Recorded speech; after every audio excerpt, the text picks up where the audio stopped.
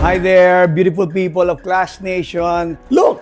Diba, napaka-sophisticated ang aming studio, and at the same time, talagang converted na converted. Coming from the outside, simpleng-simpleng walkway. Pagdating mo dito, everything's changed. Kaya at home ako sa The Clash. I mean, you know, like, kakulitan yon to the highest degree. Okay, me and I, kakulitan.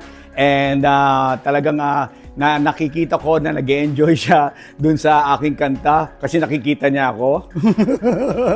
But then again, it's been a while, so long time na hindi kami nagkasama ni Miss I, and there you go.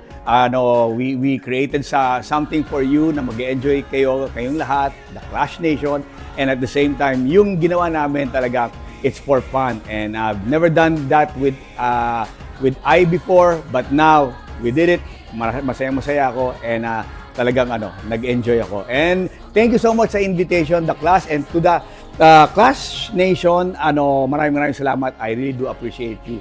And looking forward to the next invitation again coming from you guys.